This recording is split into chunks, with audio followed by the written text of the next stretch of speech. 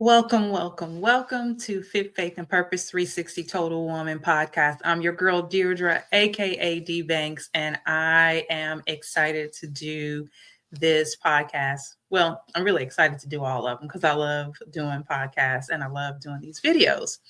So, the name of this podcast today is Difficult Decisions in Difficult Circumstances. Difficult decisions in difficult circumstances. So I'm excited to share with you some tips when you got to make a difficult decision in a difficult circumstance. And I know this also well because I count January as a year of unexpected shift for me. Yeah.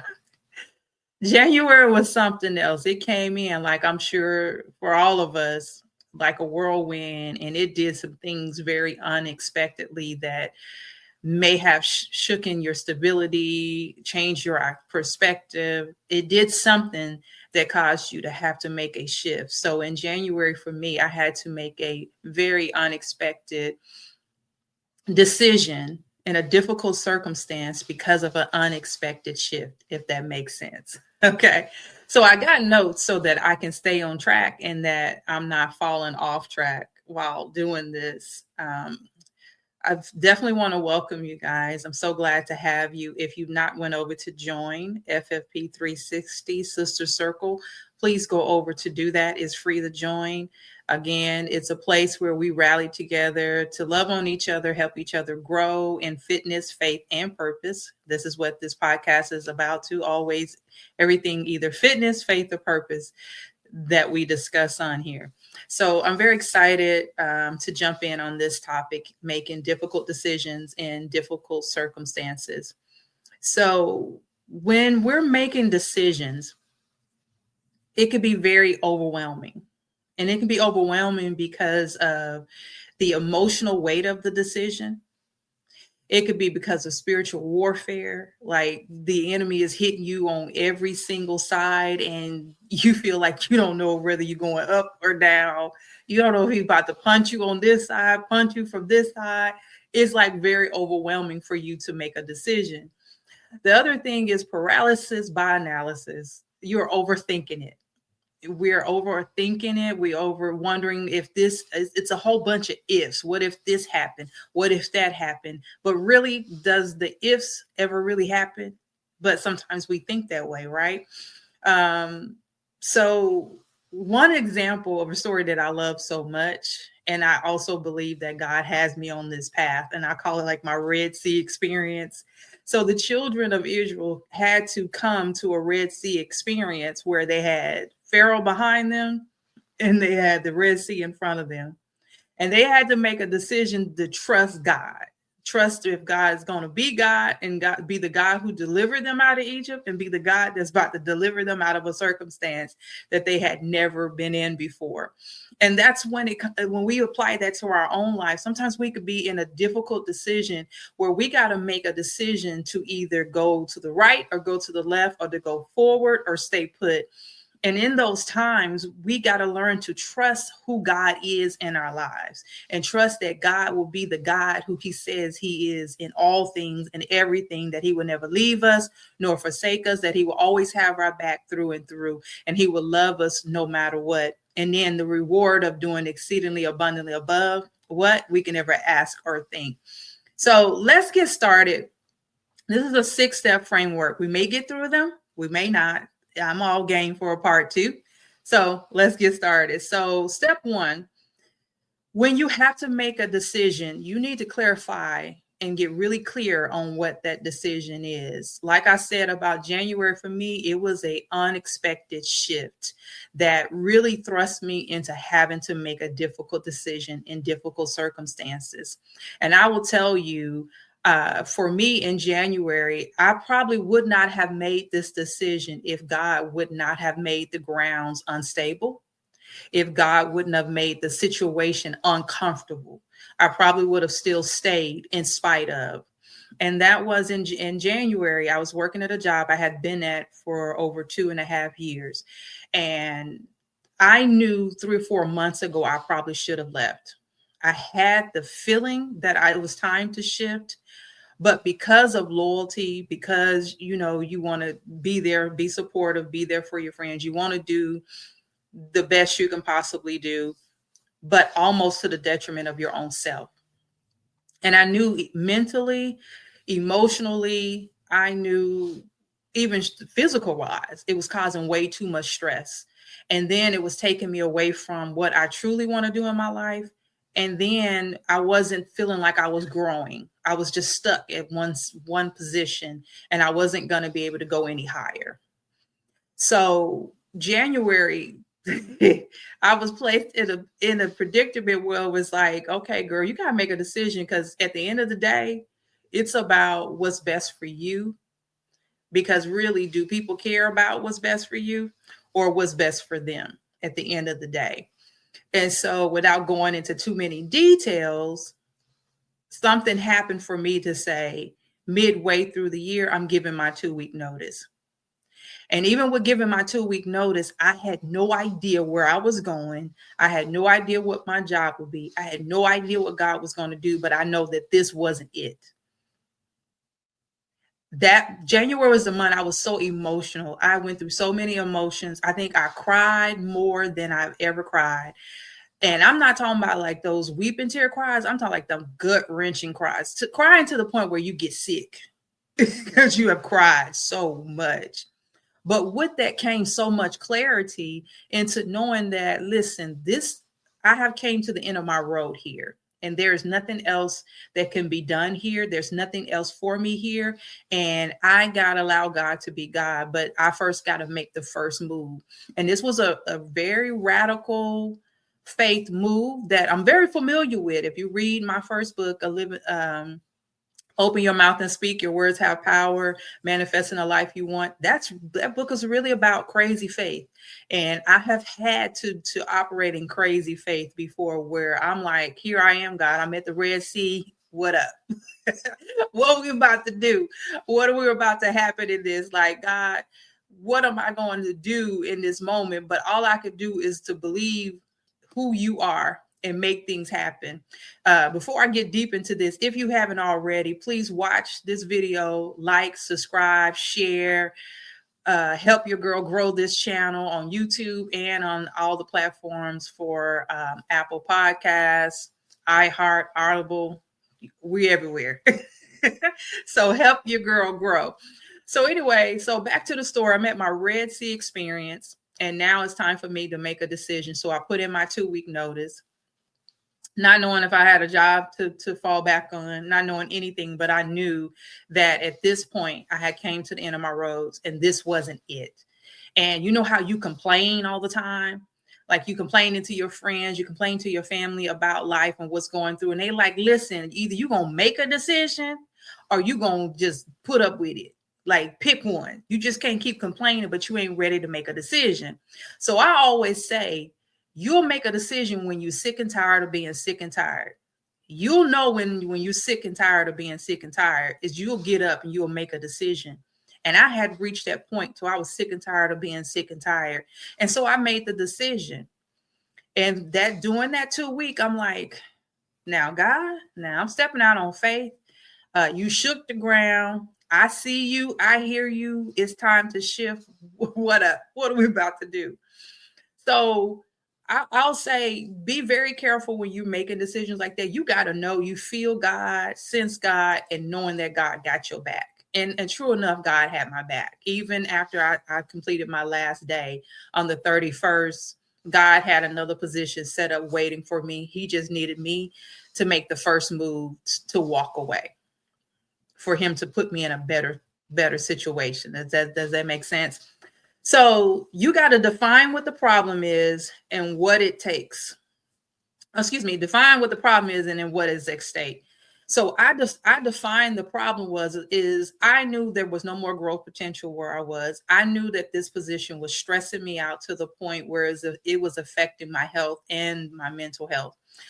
And I knew that what was at stake was my well-being. And I believe on my last podcast, you guys seen, I had Laura on there. And Laura is my homegirl. Like, Laura, I believe God brought her into my life to show me that there is more.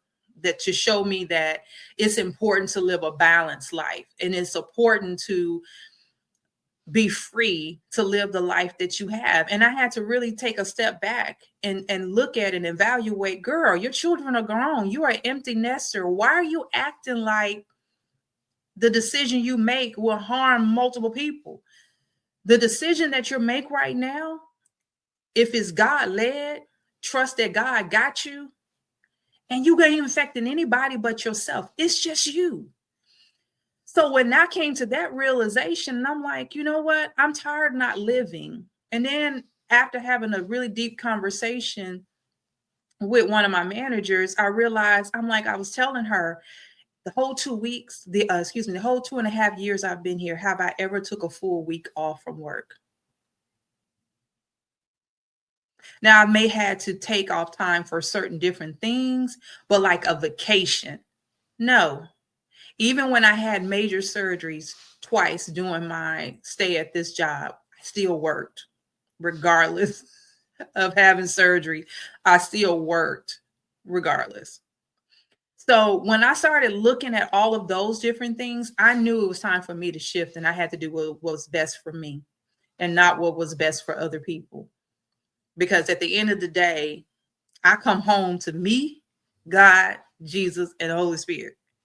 And he is the only one that is wiping the tears, not everyone else who is looking from the outside in. Okay.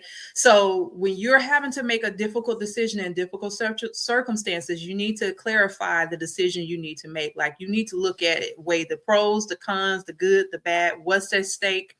You really need to get a pen and piece of paper and sit with yourself long enough to make that decision. Number 2, gather information. Yeah. So I just said that. Weigh in the pros and cons.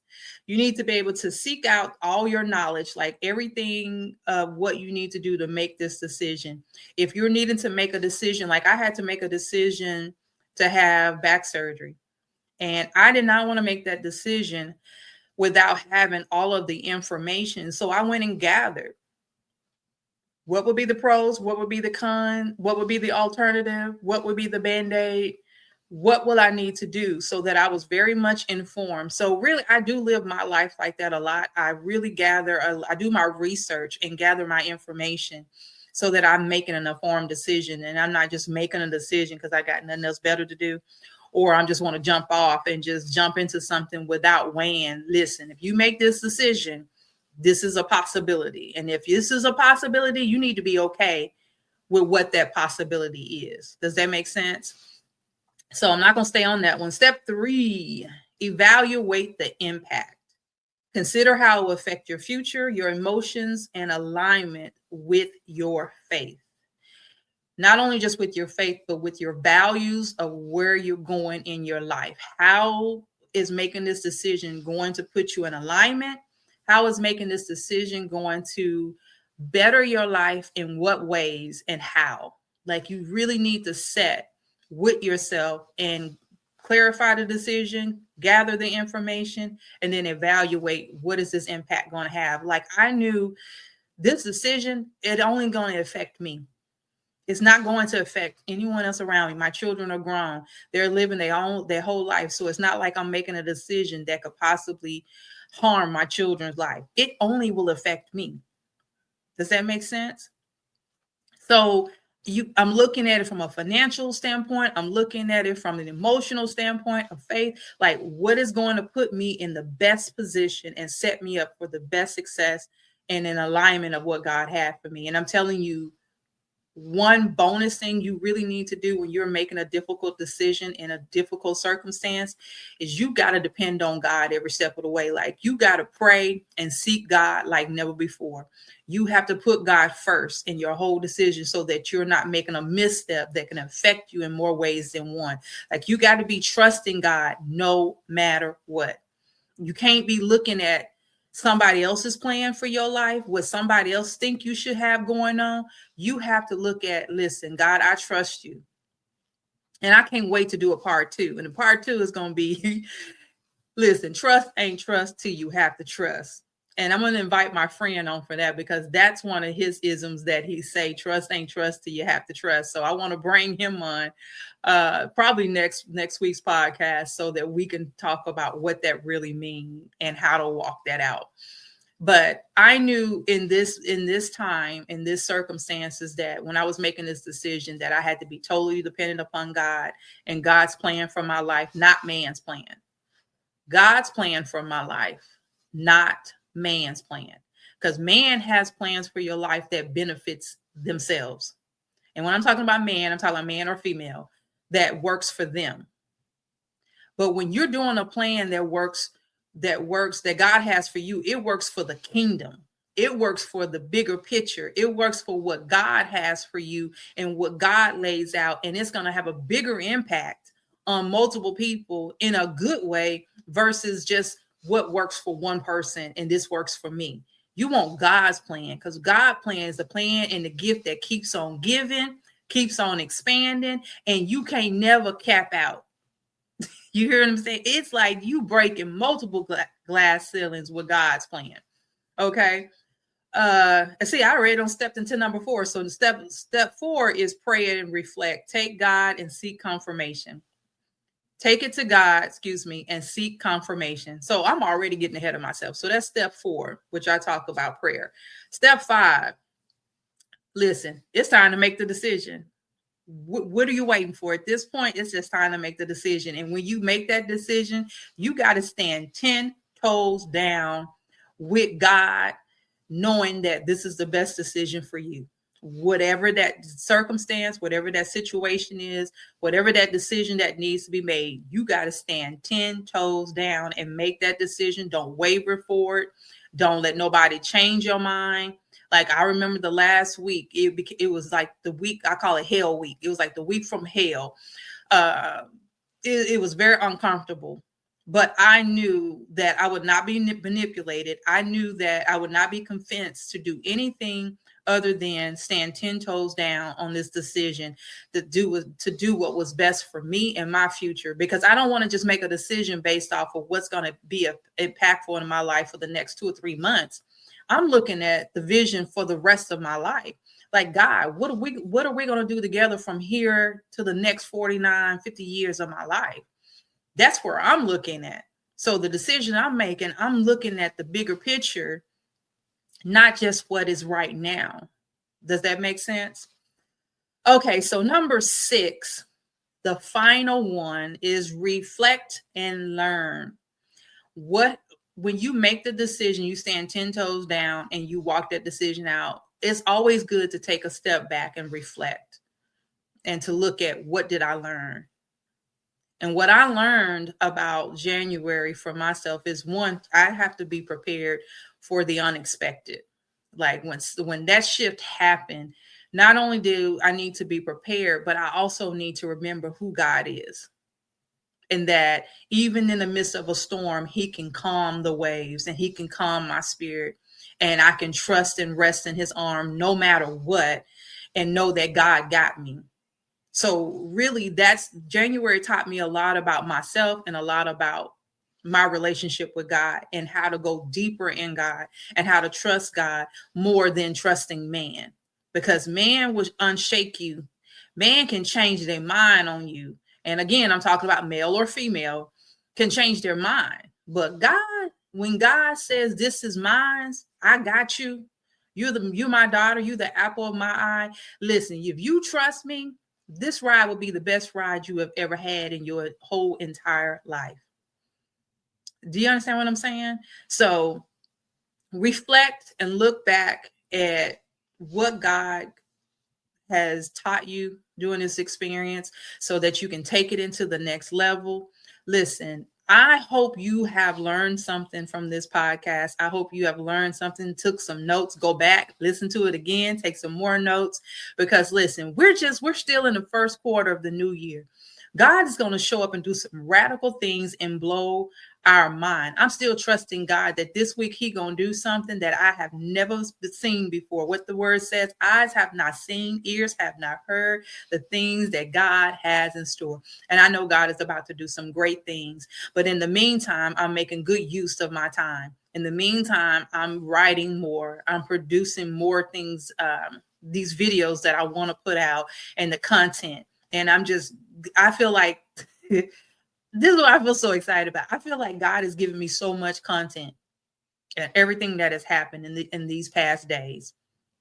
From January up to now, I found and learned more about myself than I have learned in a long time. And everything that I cried about not having, God has given me in these past week and a half. You understand what I'm saying? Like I'm so pumped and excited about what God is going to do. Like this ain't over. And it ain't over for you.